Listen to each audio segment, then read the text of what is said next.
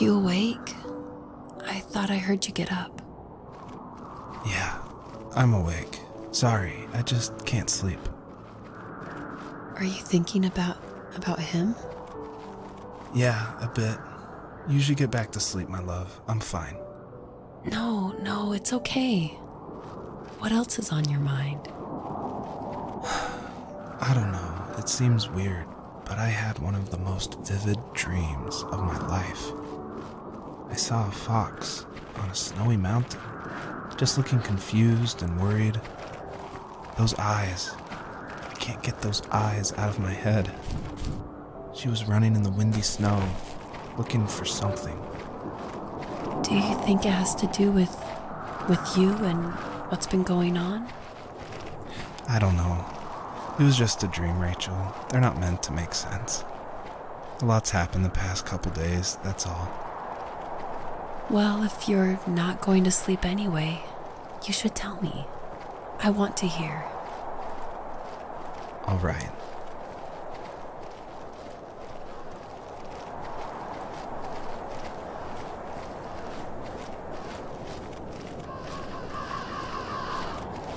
So, not far from her home, she followed that path to something unexpected.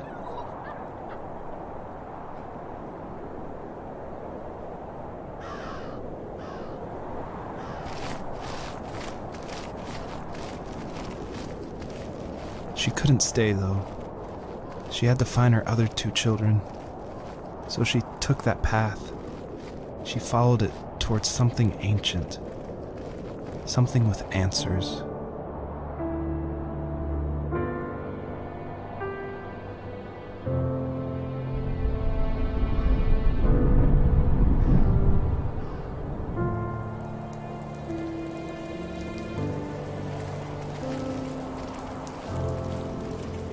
The fox looked high and low, searching for any sign of her cubs. Points of light showed the way to this ancient tree. It was as if each one had a story to tell, all their own. The land was trying to tell my story, too. I felt like I was right behind her the whole time.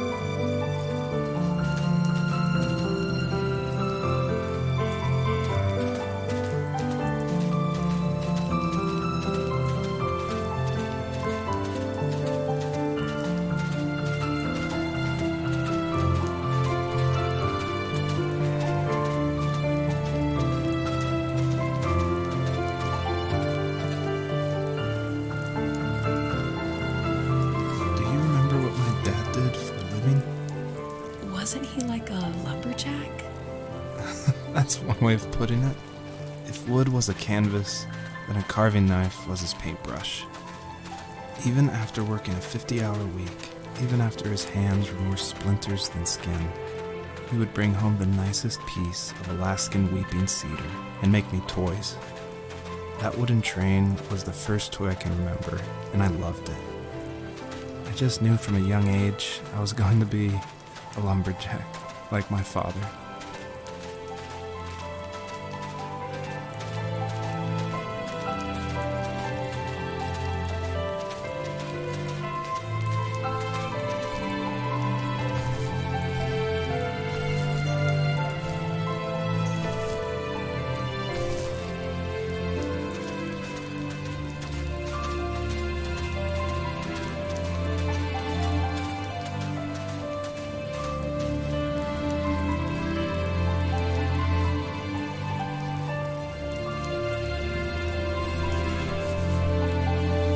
As a kid, did you ever do show and tell in your class?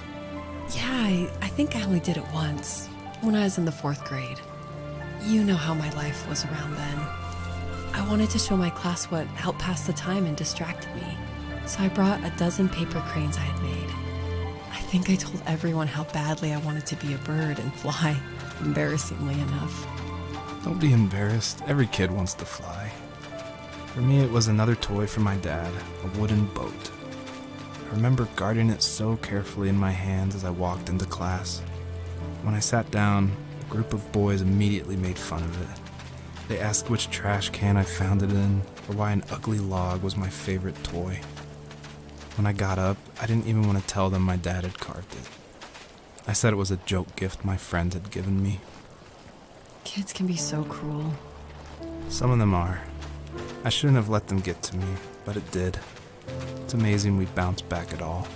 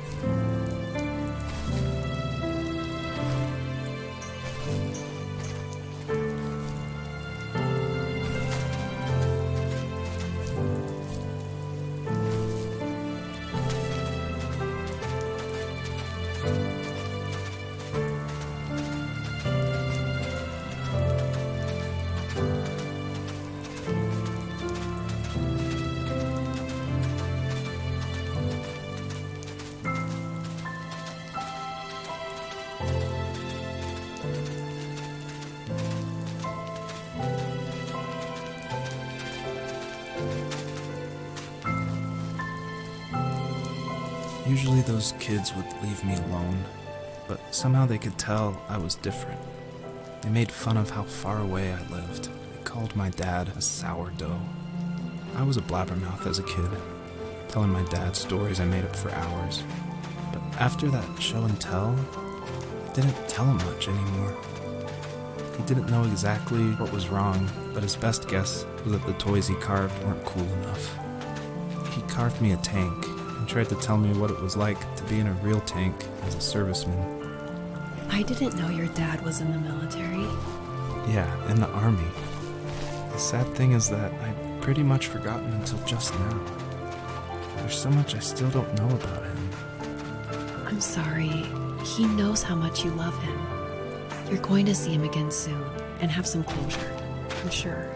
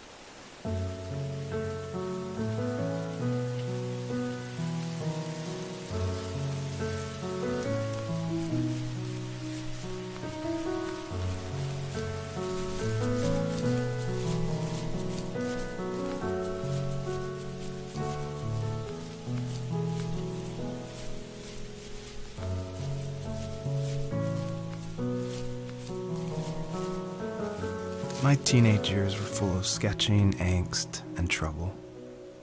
I wasn't popular or unpopular. Maybe just forgettable. I guess that gave me a sense of freedom, so I hung out with crazy kids, doing crazy things, even though I mostly just watched the chaos ensue. We did it all. Put fireworks in mailboxes, hide roadkill in people's garages, break windows of the barber shop in Anchorage. My dad was furious, but he was so busy working he couldn't do much to stop me from going out. I think being an adult means there's no one to stop you making hard decisions. He had to make a living, and he couldn't be in two places at once.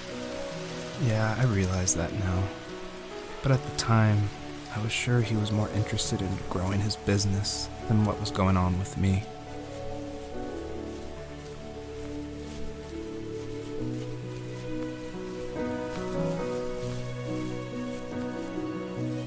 He was working another late night, and my friends were over, saying how bored they were and how they had come all the way out to my house for nothing.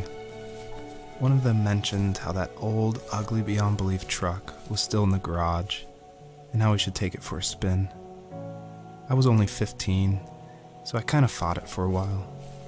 The next thing I knew, we were careening around the mountain path, rocks spitting onto the sides of the cliff, while my dad's cringeworthy bluegrass blared out the speakers.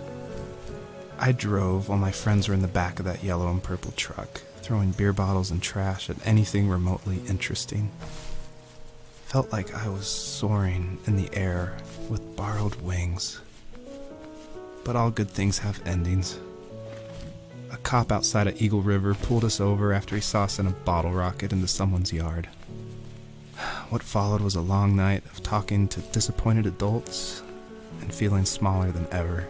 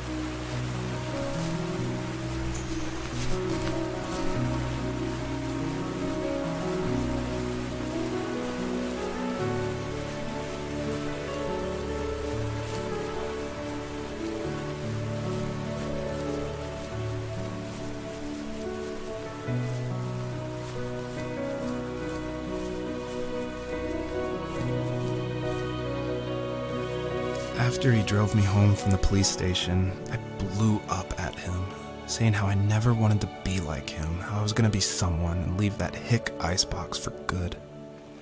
He just looked forward at the road with tired eyes. I took out that bluegrass tape from the cassette deck and chucked it out the window. In my sage teenage wisdom, I thought I proved the ultimate point. But my dad had a different idea. He slammed the brakes, slowly bowed his head while gripping the steering wheel, and finally looked at me. All he said, like it was a polite request, was, "Make this right." I sat there in silence, fuming, but I eventually got out and combed every square inch of the woods, muttering profanity after profanity.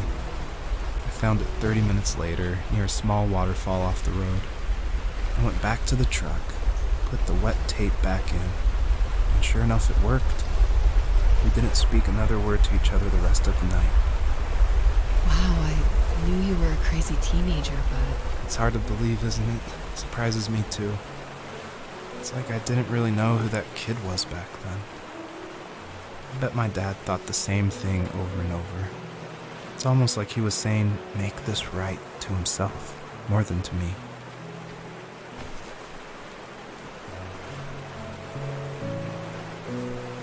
My friends would laugh about that night and talk about how crazy it was, and I laughed along, pretending it didn't bother me. But it did. I imagined my friends growing old in the bush, unable to find that thrill in those godforsaken ice fields. It's like those mountains were a literal wall, keeping me from leaving, where all I would have to look forward to are lumber yards and evening beers. I had to climb over. That was my only goal for a long time.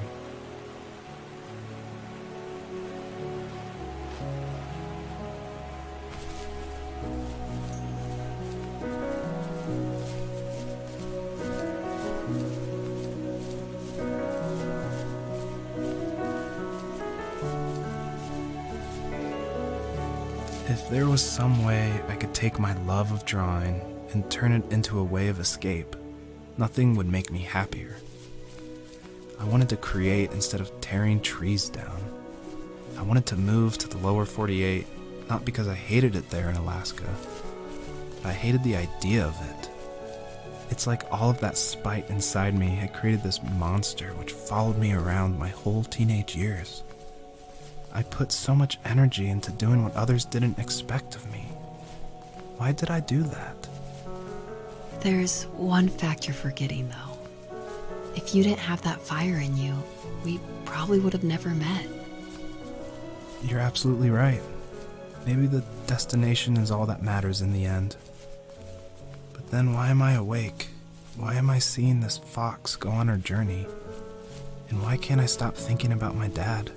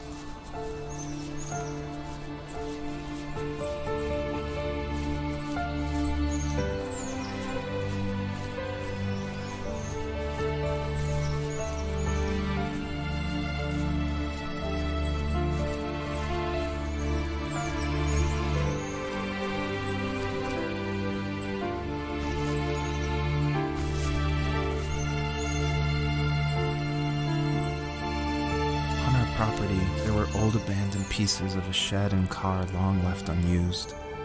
I used to ask him all the time who those people were that left all this junk, and I'm sure he got so tired of hearing it that he made up some elaborate stories how a brown bear ate them and haunted the woods afterwards. What's funny is I think it made those people seem more real, growing up thinking they were still hanging out like they couldn't say goodbye. I used to tell my friends how I could swear I saw spirits move near the water, and that always freaked them out. I guess it didn't bother me, because the way I saw it, they were normal people with old cars and sheds, just trying to figure out how to survive and be happy in the middle of nowhere. It was a cool thought that they didn't want to leave, but I was a weird kid. Well, you had good company since those ghosts liked living in a place where they were brutally devoured.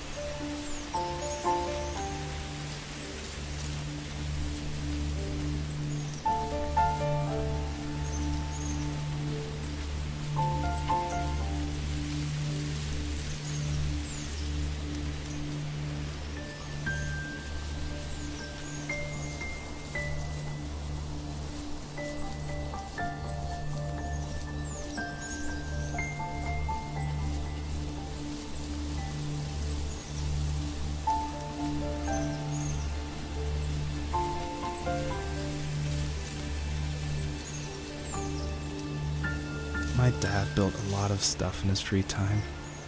If he wasn't watching fly fishing or reading Tom Clancy novels, he was carving something. He made tons of birdhouses. Not that he was into bird watching, but I think he really missed working and adding on to the home. If he couldn't afford the time to build onto our own house, he would have to settle with watching birds move into their little homes. We kept an old mattress in the bed of that ugly yellow truck, so we would drive it deep into the woods and then watch the birds fly into their houses while the sun set. Usually it was accompanied by venison jerky or a cold Coke, but not a lot of talking, which is how we both liked it.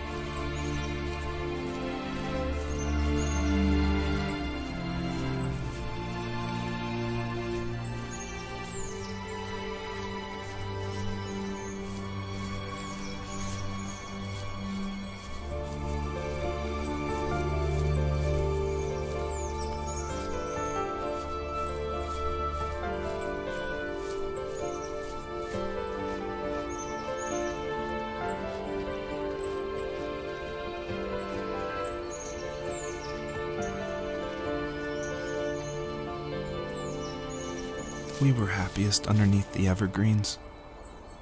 We decided it was time to finally map out the hundreds of acres we lived on just to pass the time during the summer.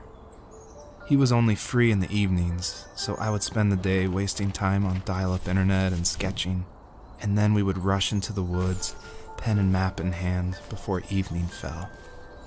Sometimes, the aurora borealis would cast a cold green glow on the mountainside, and we would finish our route underneath a twilight sky.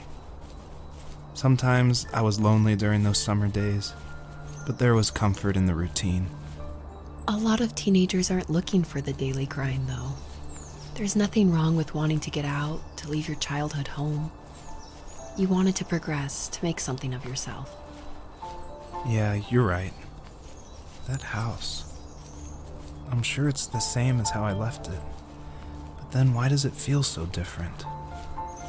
I doubt you're the only adult to have looked back and asked that question.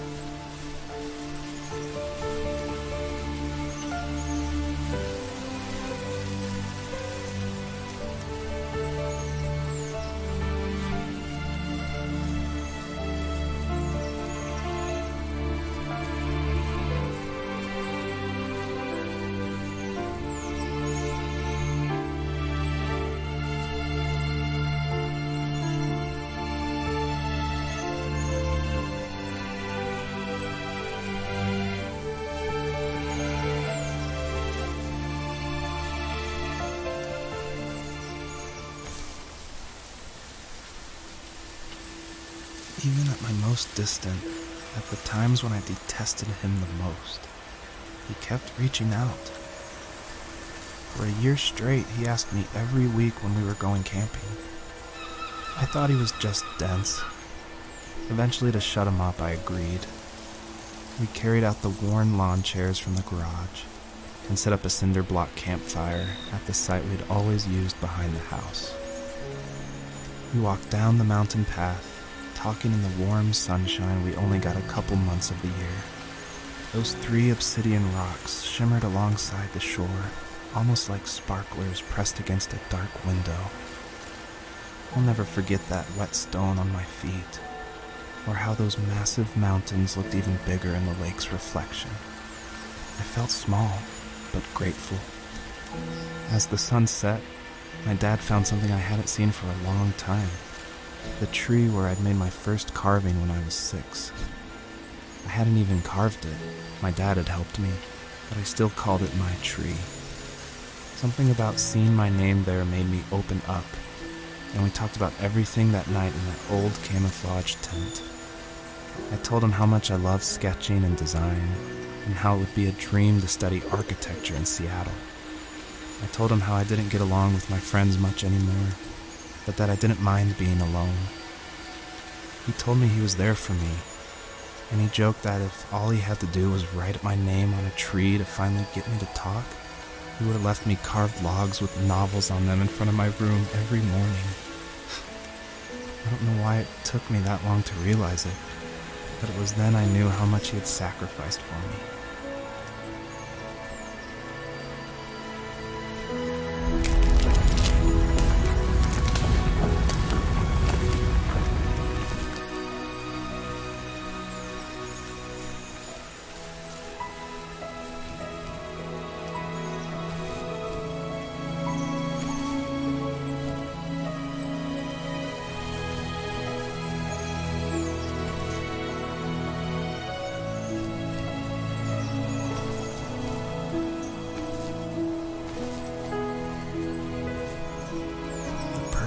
Stood nearby, unfazed, like nothing was wrong. My dad is dead. And he's never coming back, Rachel. I can tell you these stories, but I can never reminisce with him again. He can never hold a grandchild that we'll probably never be able to have. I can never talk to him again, and I'll never be able to say I'm sorry. For everything.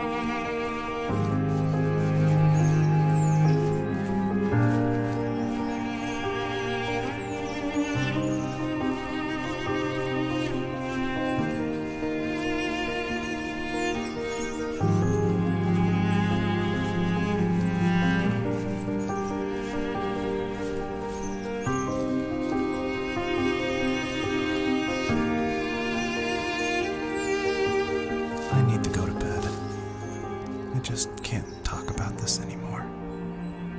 Good night.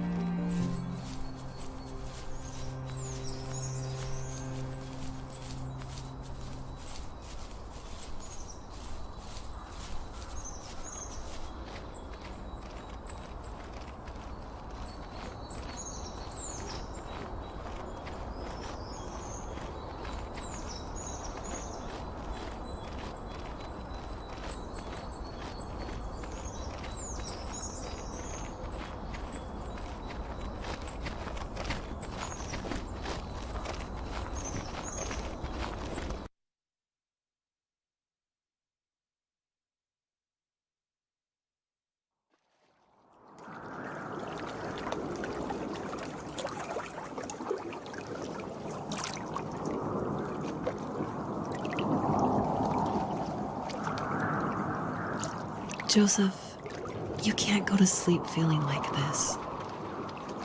I'm sorry for everything, and I know you need space, but I'm here for you. You don't need to feel so lost. Joseph, have I ever told you what my mother was like?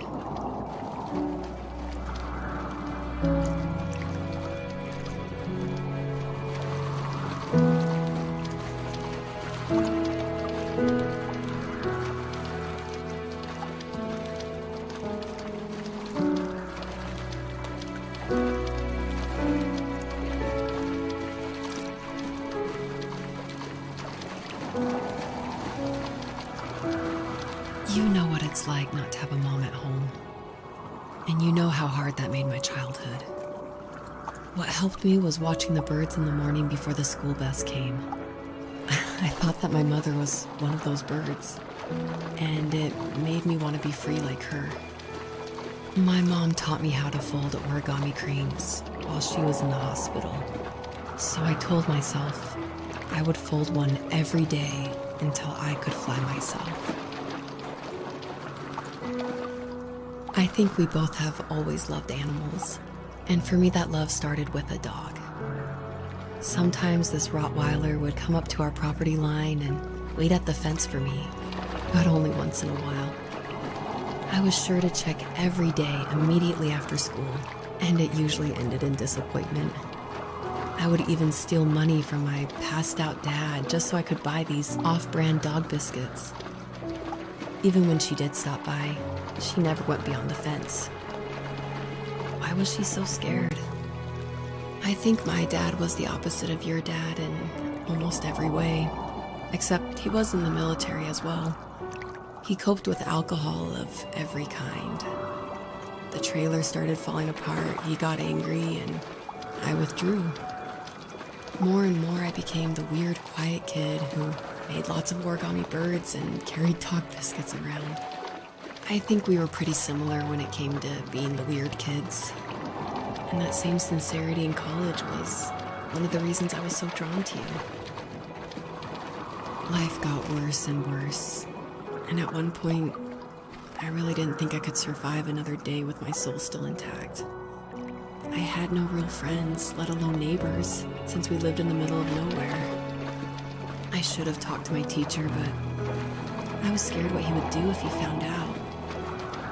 As I waited for the school bus one morning, I walked around until I found something in an abandoned shed. Something I can't put into words.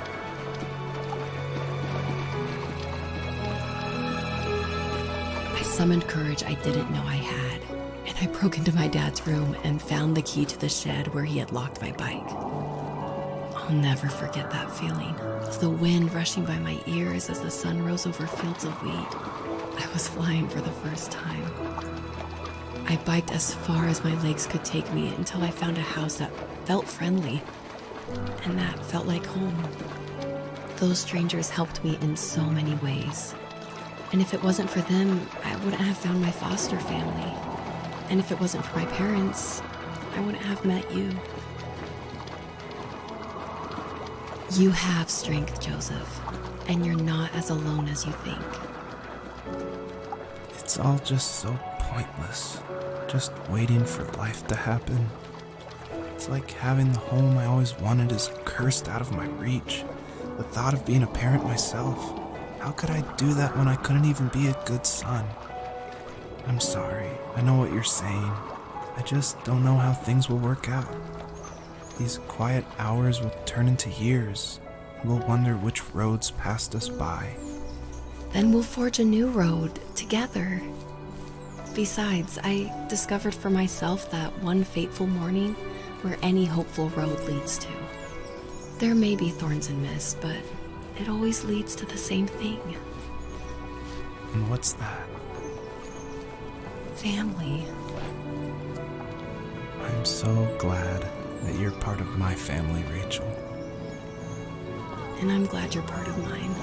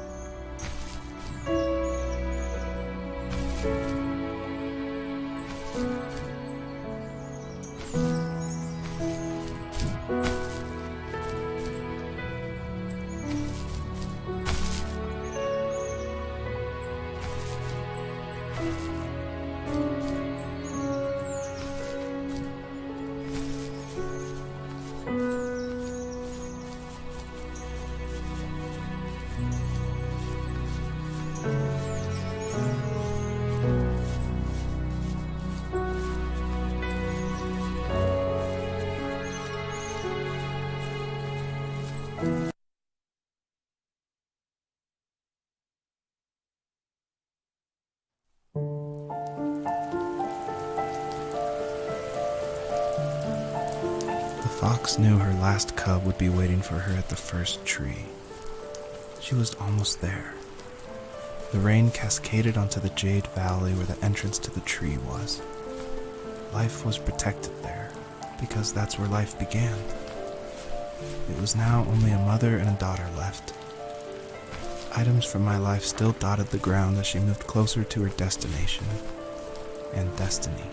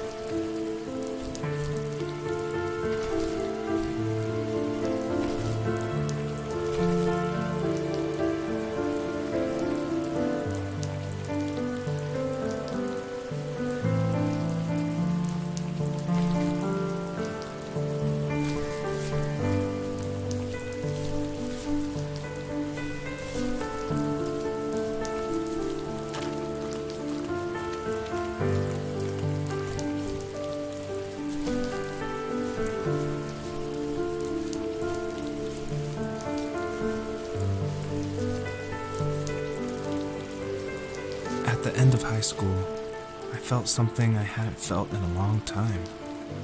Drive. I looked into the best architecture schools on the West Coast, then got a dose of reality when looking at other students' portfolios and the high cost of tuition. I still wanted to be something, to be the next Alvaro Siza, and to make those thousands of sketches worth something in my grand history. But now even an internship sounds impossible. Siza helped me understand how essential emotion is in architecture, and he also said light is the real composer of space. I like to think these glints of light, like not finding a job, or even a strange dream about a fox, are something I should be thankful for, even if the illuminated space is something I'm less than comfortable with.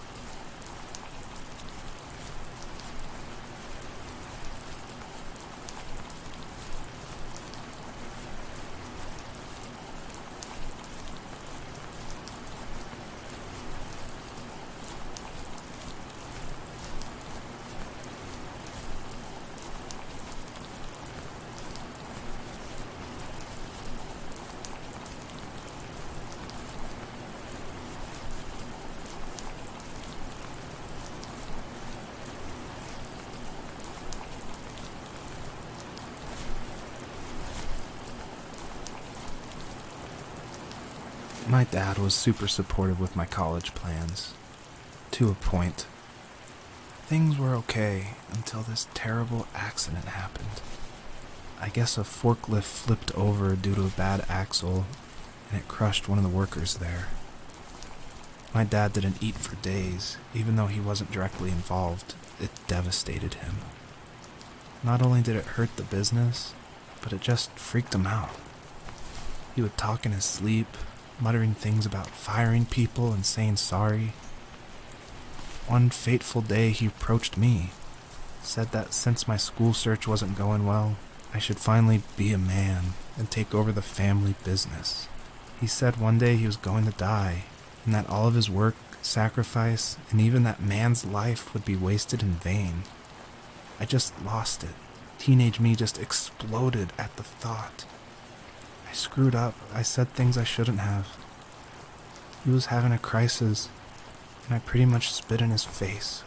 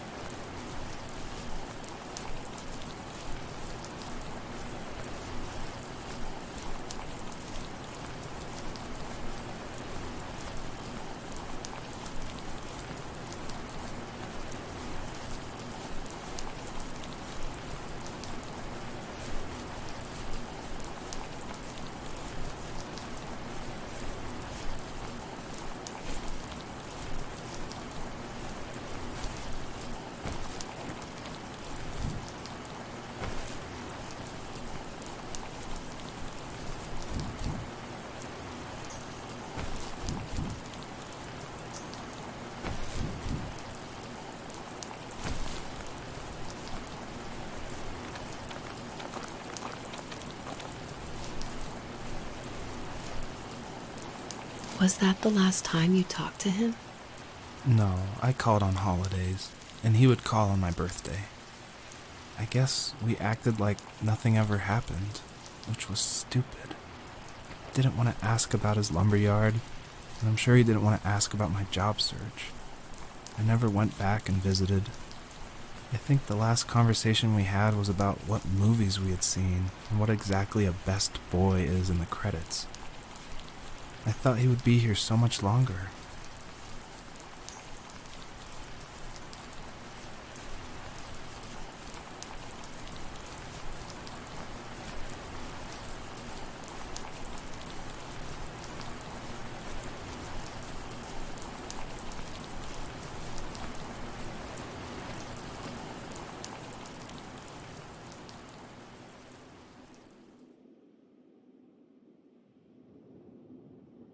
In the distance, the first tree illuminated the wasteland. She couldn't go home anymore. She did the only thing she was capable of. Moving forward. My dad died alone in the middle of the wilderness. I should have been talking to him more. I should have done a lot of things differently. If the first tree on earth brought life with it, if it taught the birds to sing and fly and showed saplings how to grow, what could it do for us?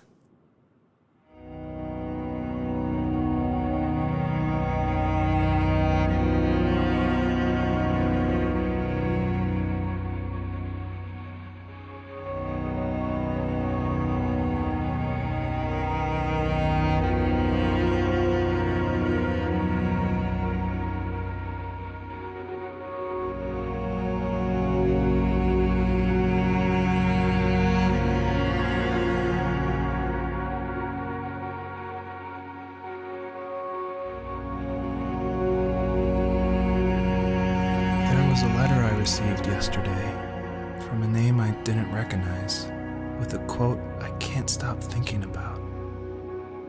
Death is not the opposite of life, but a part of it. More and more, I'm realizing one important truth. Each of us have our own journey to the first tree, but sometimes I'm not sure I'm ready to take that first step. You already have my love.